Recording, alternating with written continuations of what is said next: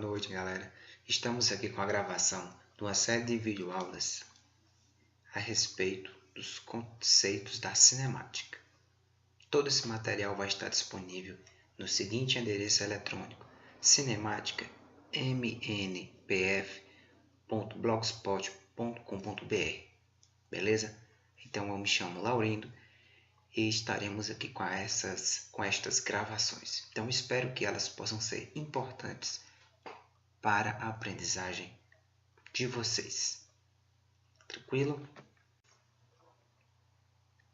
Então, galera, o conceito de movimento ele está presente numa série de situações do dia a dia, tá beleza? Então, o deslocamento de um carro, por exemplo, tá certo?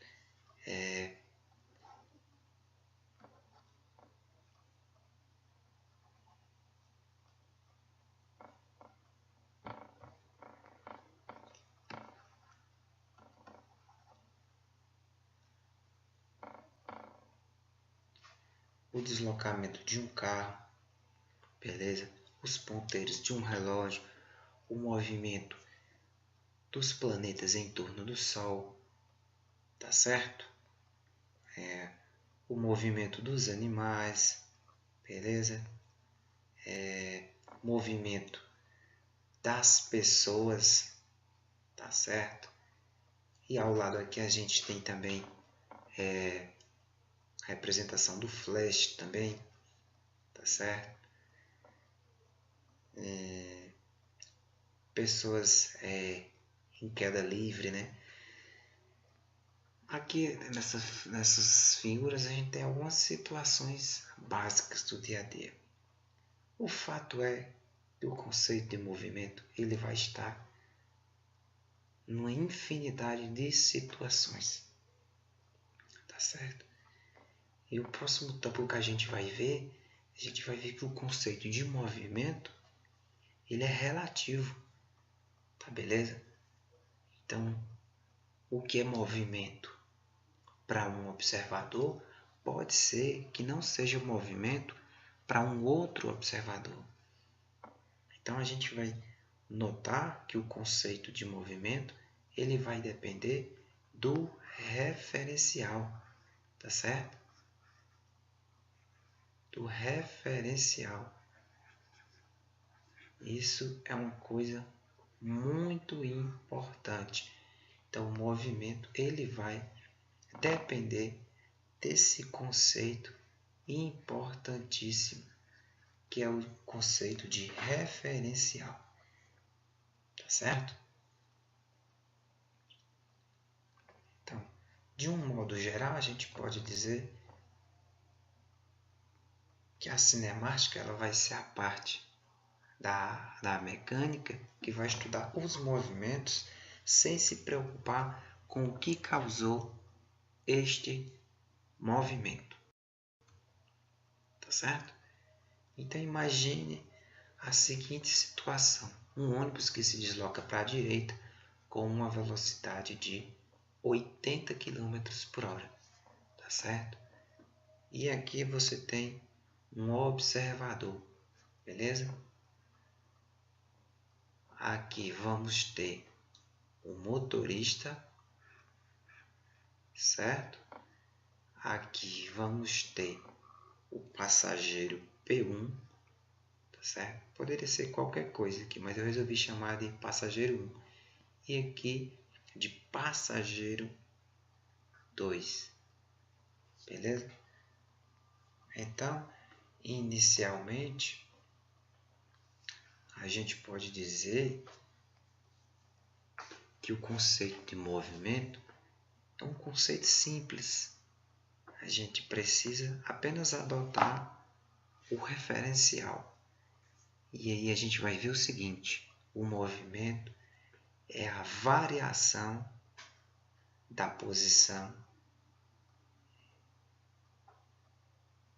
entre o observador e o referencial, tá certo? Então, de um modo geral, a gente já está assumindo que o ônibus ele está se movimentando a 80 km por hora para a direita. Então, isso é tranquilo. Tá certo? Então, a gente pode dizer que o motorista está em repouso em relação ao ônibus e está em movimento em relação ao observador sentado na pista. Tá certo? Isso são algumas coisas que eu posso assumir logo no início. Mas eu posso assumir também que P1,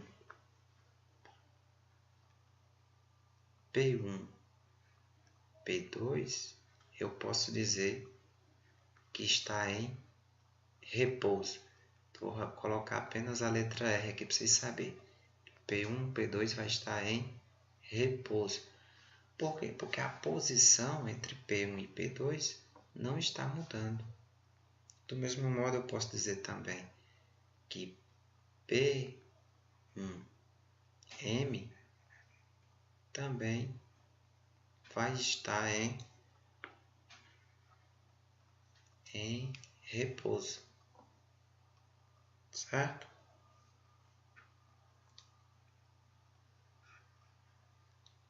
Beleza? Mas eu posso dizer também que MO,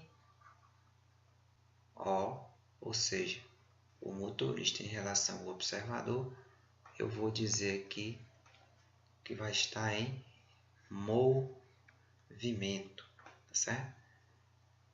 Nas anotações de vocês, colocam em movimento. Estou colocando só a letra inicial. R para referencial, aliás, R para repouso e M para movimento. Uma coisa que as pessoas demoram um pouco para compreender é o seguinte: eu estou falando aqui que o motorista está em movimento em relação ao observador. Uma coisa que intriga as pessoas é o fato do observador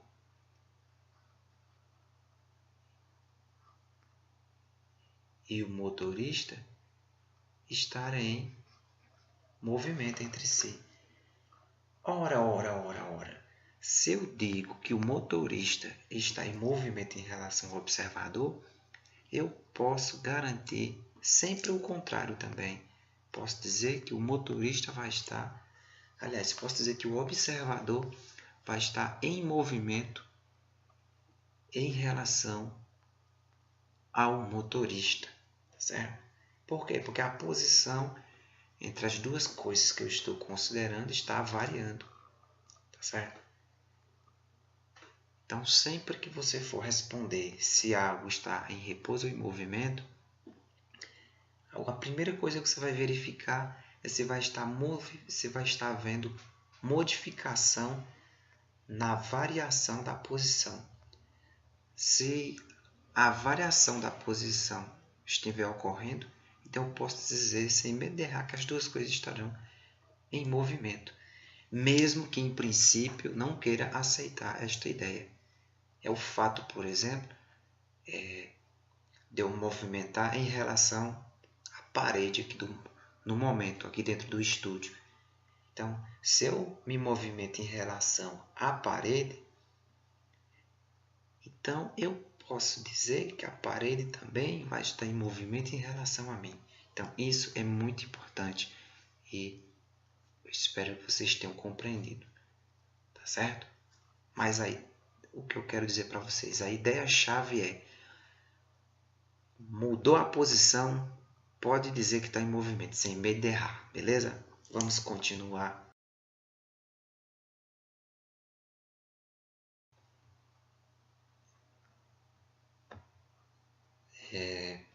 Quando a gente tem o conjunto de pontos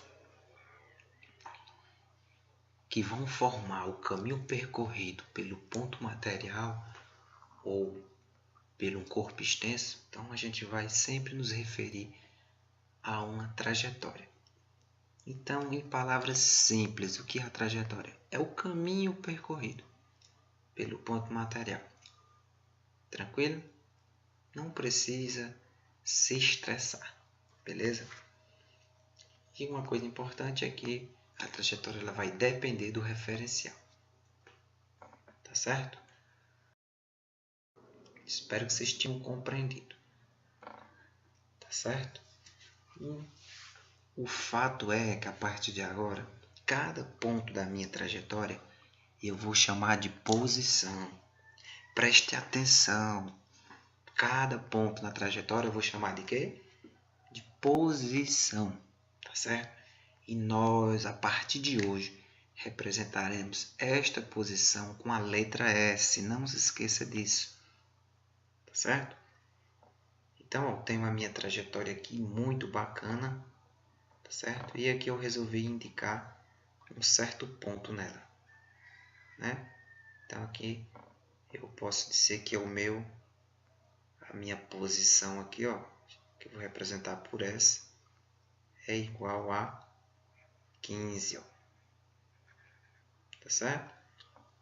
Eu posso dizer aqui, por exemplo, onde ele começou é o meu S0, que é a posição inicial. Posso dizer muito bem que é 0 km, tá certo? É obrigado a ser 0? De jeito nenhum. A posição inicial pode ser qualquer número, tá certo?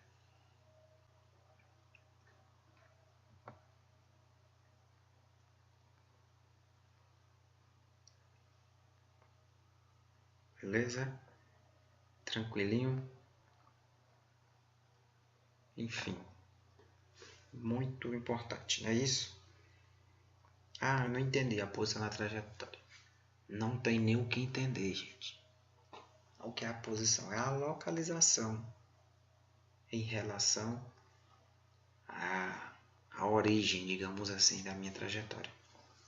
Tá certo? Mas vamos para uma definição formal, né? É a localização do móvel na trajetória, medida em relação a um ponto que será a origem dos espaços.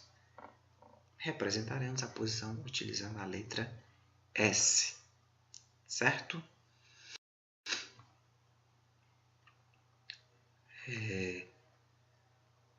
O interessante é que eu posso ter uma função horária que vai representar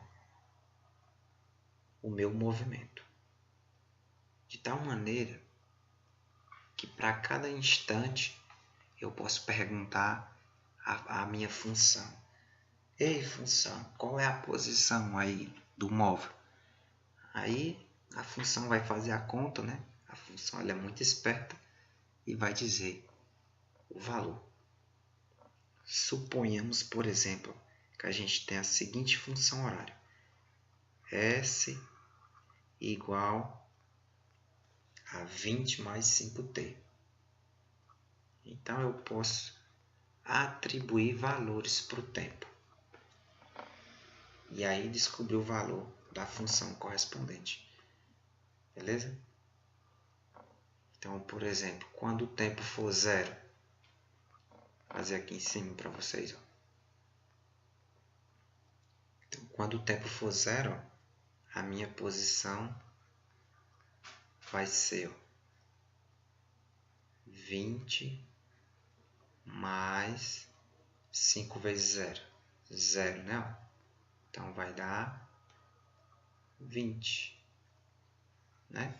Que é o valor que está indicado aqui. Beleza? Quando o tempo for 1, quando o tempo for 1, aí vai ficar S igual a 20, presta atenção, mais 5 vezes 1, vai dar 5. Qualquer pessoa consegue fazer essa continha, certo? Então tá aqui, ó, 25, bem bacana. Vamos mais uma, só para vocês verem como é simples. Quando o tempo for 2,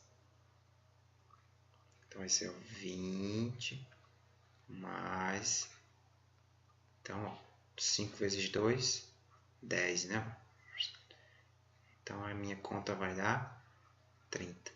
E por aí vai. Você observa que vai variando, ó, de 5 em 5. Se você for um bom observador, né? E por aí vai. Para qualquer valor do tempo, eu vou ter a função correspondente. Tranquilo?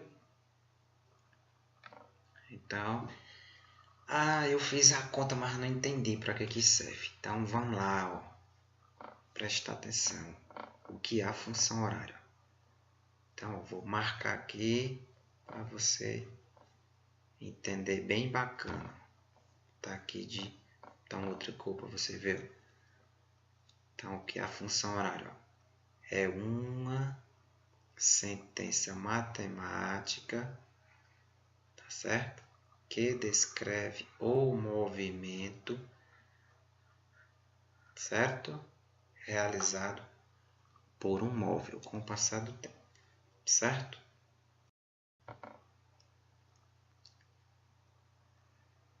Pronto, então vamos aqui para o conceito importante, que é o conceito de velocidade escalar média, tá certo? Então chamaremos de velocidade escalar média para um ponto material a variação da posição medido em um certo intervalo de tempo, beleza?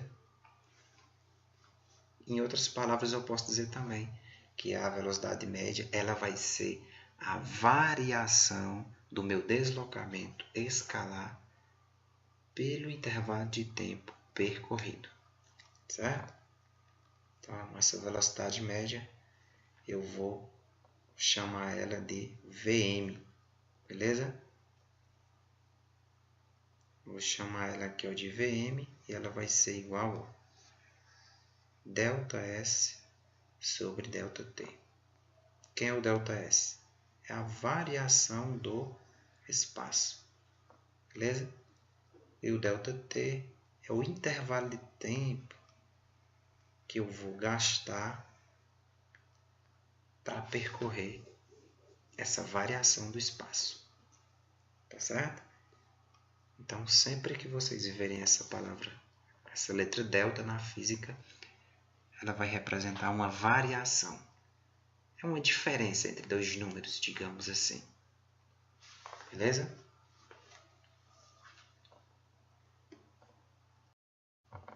Beleza? Pronto, então faremos agora aqui alguns exercícios para tentar compreender melhor os conceitos que a gente viu até agora, beleza? Então, no nosso primeiro exemplo, nós vamos ter o seguinte. Um caminhão se desloca com velocidade constante de 144 km por hora. Suponha que o motorista cochile durante 1 segundo. Qual é o espaço em metros percorrido pelo caminhão nesse intervalo de tempo, se ele não colidir com algum obstáculo? Pronto, e aqui você tem um probleminha simples, né, de velocidade média, no qual ele deu a velocidade e deu também o tempo. A velocidade, se você observar, ela está em km por hora e o tempo está em segundos. Então, é conveniente que você pegue essa sua velocidade, tá certo? E você transforme ela para metros por segundo. Então, a sua velocidade, beleza? Você vai pegar o 144 e dividir por 3,6, beleza? Então, 144, e façam essa conta rápida. Então, vai ver que vai dar 40, certo? Então, a sua velocidade você vai colocar aqui, ó, quarentinha, né? 40 metros por segundo, certo? Outro dado que foi dado foi o meu ΔT, certo?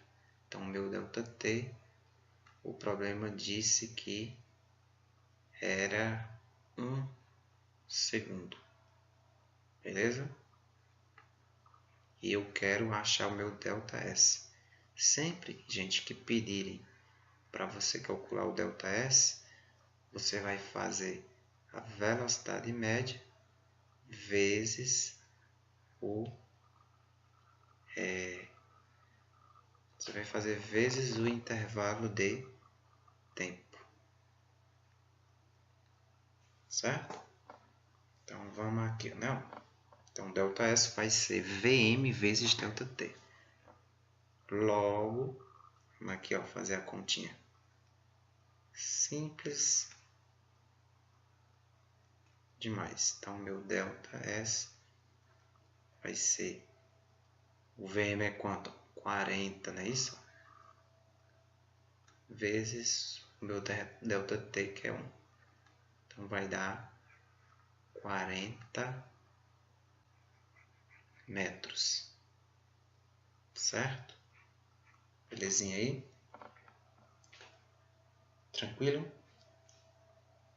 Vamos para mais uma.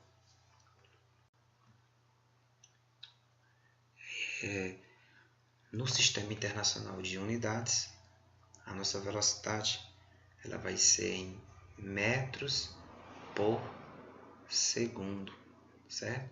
Isso no Sistema Internacional, tá certo? No meu SI. Então, às vezes, a minha velocidade vai estar em km por hora. Como é que eu procedo? Divido por 3,6 e resolvo o meu problema. Tá certo? Se tiver em metros por segundo e eu querer ir para km por hora, eu multiplico. Também nada demais. Não é isso? Não dá para morrer não, não é isso? Então, mais uma vez, ó, se está em km por hora, aí vai para metros por segundo, eu divido. Se tiver em metros por segundo e eu querer ir para km por hora, então eu multiplico por 3,6. Certo? Daqui a pouco faremos exercícios sobre cada um desses conceitos. Porque a gente fica só falando e fica um pouco chato, mas quando chegar nos exercícios aí, a compreensão fica... Pronto, essa aqui é uma questão um pouco mais elaborada, mas dá para a gente fazer rapidinho aqui em 1 minuto, né? Então, um atleta percorre 600 metros com velocidade constante de 4 metros por segundo e em seguida mais 800 metros em 250 segundos. Qual será a velocidade escalar média do atleta nesse percurso de 1.400 metros? Então, um problema também simples, né? Não vamos morrer por causa de um probleminha desse, né? O importante nesse problema é você dividir ele em 2 trechos, certo? Você fazendo isso, você no instante vai resolver aqui os seus problemas. No primeiro trecho, é importante você ver que a velocidade foi 4 metros por segundo e o deslocamento foi 600. Então já dá para você inferir que o seu ΔT1 vai ser o quê? O deslocamento de 600 dividido pela velocidade de 4, que isso vai dar 150 segundos. No segundo trecho, ele disse que o intervalo de tempo ΔT2 foi de 250 segundos. Certo? Certo ou não? Pronto, aí vamos fazer aqui, ó.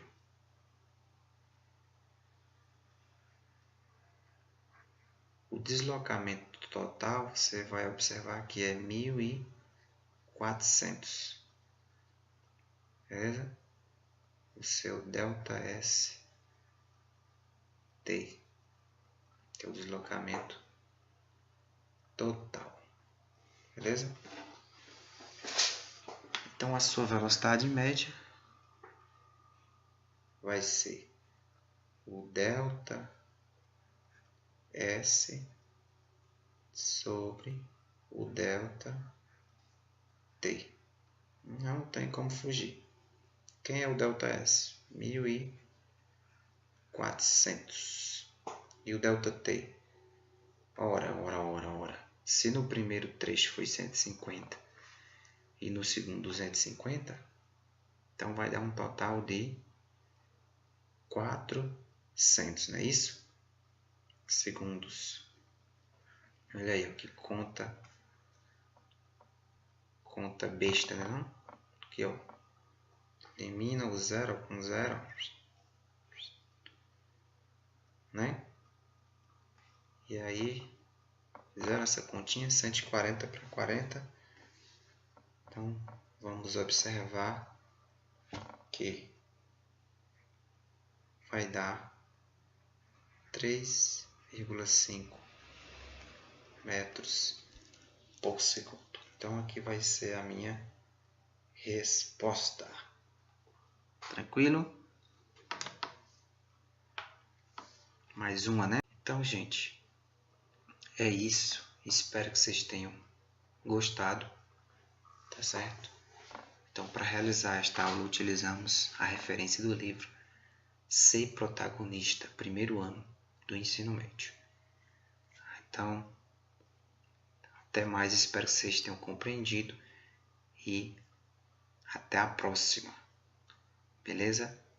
Então, acessem o nosso endereço cinematica.mnpf.blogspot.com.br e até lá. Tchau, tchau.